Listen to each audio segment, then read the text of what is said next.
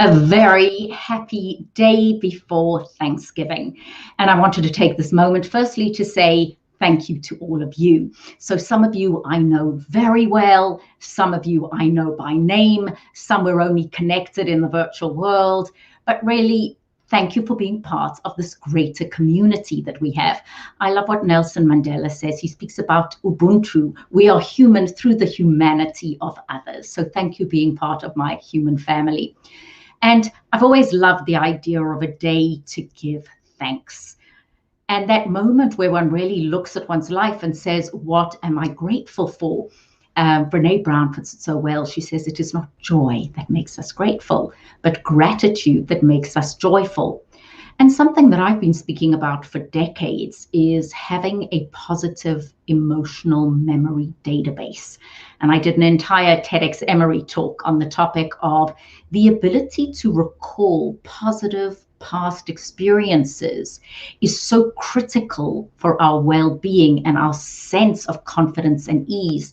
And what I explain in my TEDx talk is that we create positive new neural pathways that light up when we keep thinking about these positive things. And in so doing, we can shift the way we feel. So neuroscience backs up having a day of gratitude. And if you want more detail of that, please watch Nadia Own Your Confidence.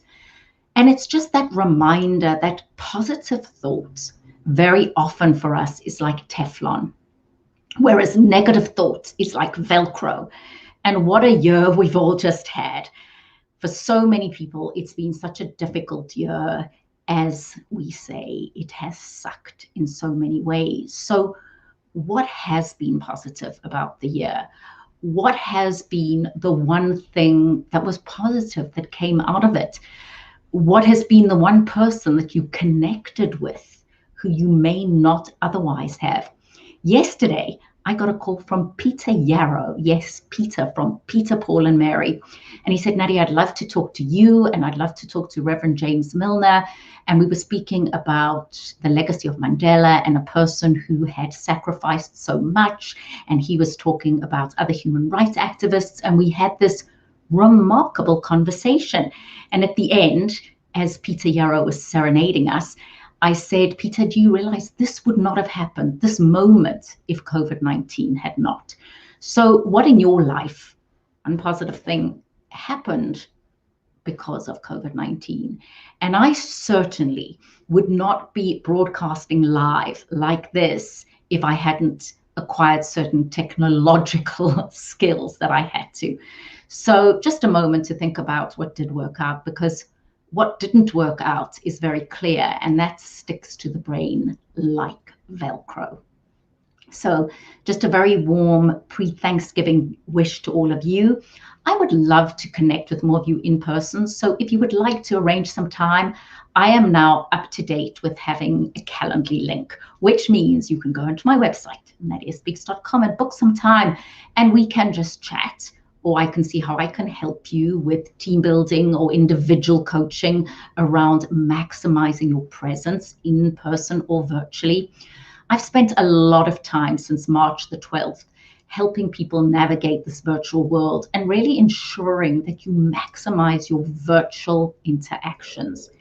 And we're not sure what 2021 will bring, but certainly for the first couple of months of the year, we know we're still going to be communicating virtually. And just a chance to say, do we do this as skillfully as we can?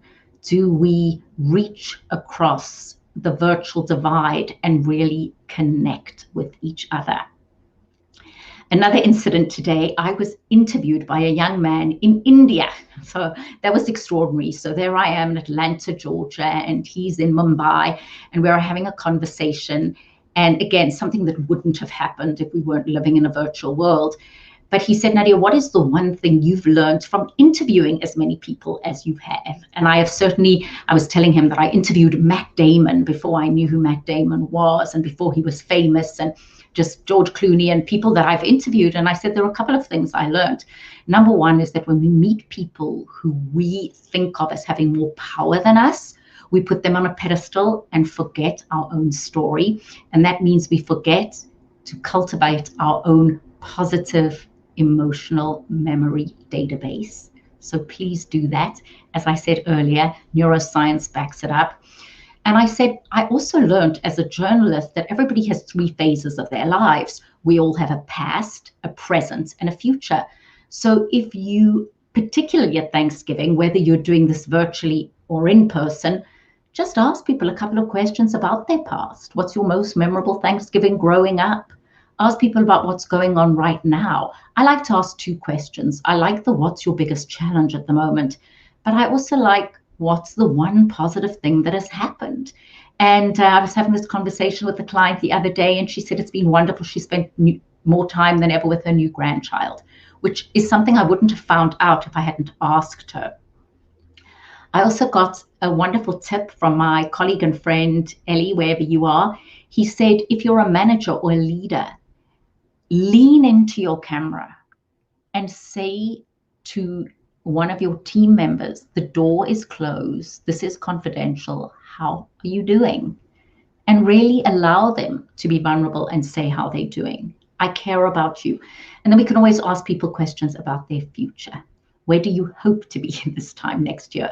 So that's a reminder, we've all got a past, a present, and a future. But more than anything, I wanted to come on today to say thank you and to wish you a beautiful, peaceful Thanksgiving. And let's hope that 2021 is a more positive and certainly a healthier year.